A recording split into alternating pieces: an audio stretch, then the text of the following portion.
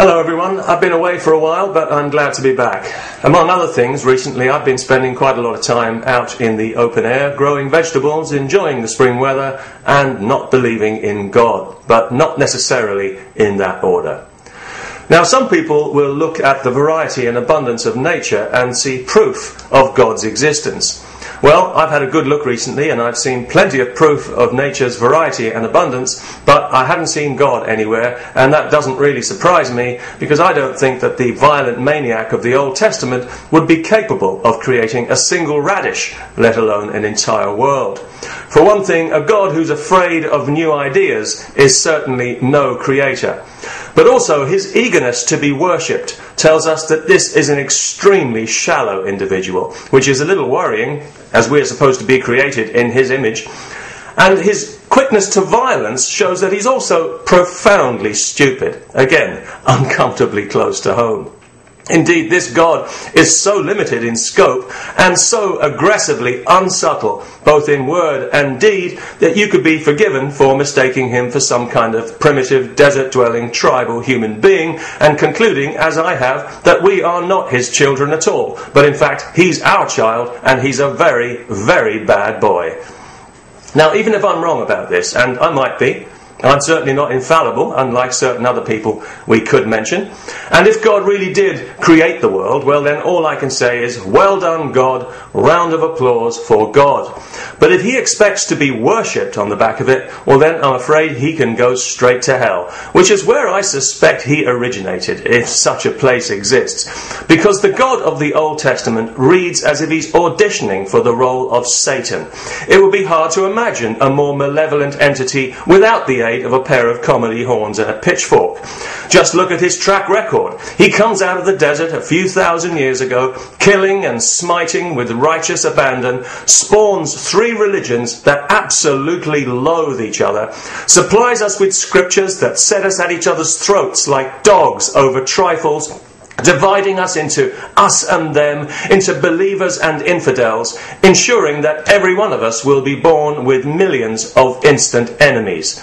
Thanks to this monster, we live in a world divided against itself, where every one of us is an infidel to somebody, including you. No matter what you believe, even if it's nothing, you can be guaranteed that somebody, somewhere, hates your guts because of it.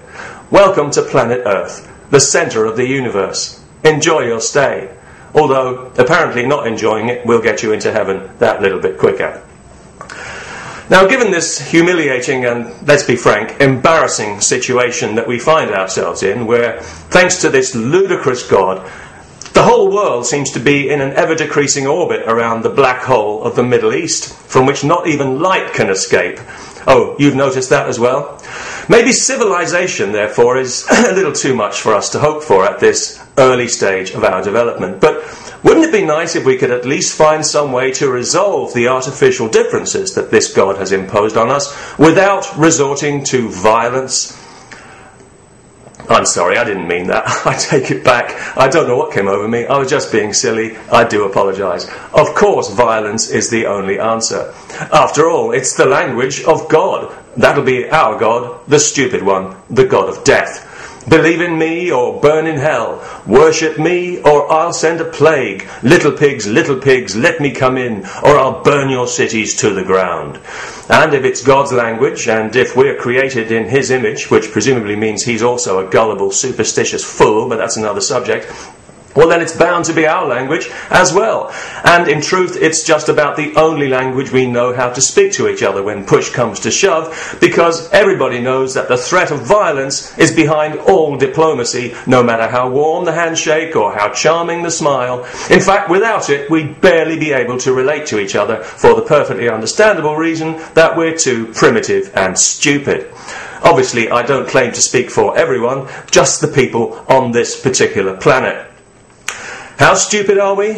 Well, look at us. We're a naturally curious race of beings. If we weren't, we wouldn't be here. The quest for knowledge is what's driven us forward from day one. Yet we subscribe in our millions to these anaerobic belief systems that purposely limit knowledge, discourage curiosity, and sanctify ignorance. Why do we do this to ourselves? What are we afraid of?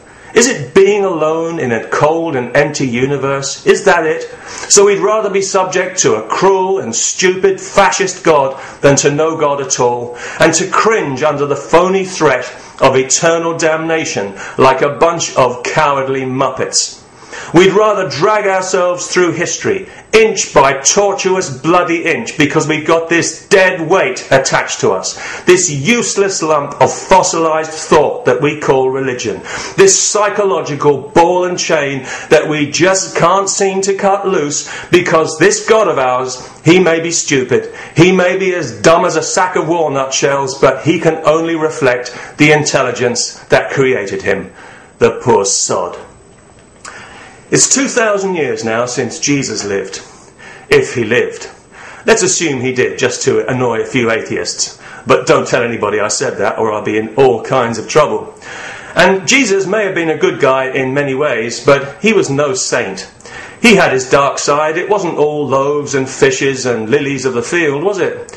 He's the one who came up with the idea of eternal damnation in the first place, not God, surprisingly. No, there's nothing in the Old Testament about anybody simmering in the lake of fire. That was Jesus' idea. Now, maybe God was just so busy killing and maiming people there and then that it completely slipped his mind, and you could certainly understand that because he was very busy after all. But you have to wonder why Jesus would take up the slack when he seemed to be doing so nicely with his miracles and his parables and his message of sweetness and light. Why would he feel the need to introduce coercion and threats? Well, because clearly Jesus was no fool, and he quickly realized that he was talking to stupid, ignorant barbarians who, despite his enlightening, life-giving message, still needed to be threatened with crude violence to make them behave in a civilized way. And 2,000 years later, nothing has changed. Who wouldn't be embarrassed? I'm more than embarrassed, if you want the truth. I'm ashamed. I feel like apologizing to the universe for wasting its time. Must be the Catholic in me coming out now. We think we're so advanced, don't we? Especially now that science is cutting a dash through 11 dimensions, doing religion's job for it, in fact, attempting to illuminate the mystery of life rather than suppress it. But down here on the ground, it might as well not be happening. Things are just the same as ever. People still worshipping dumb idols, still fearing evil spirits, still cowering under the angry heavens like a bunch of frightened cavemen. The only mystery to me is how we can look at ourselves in the mirror without laughing. Peace and happy days.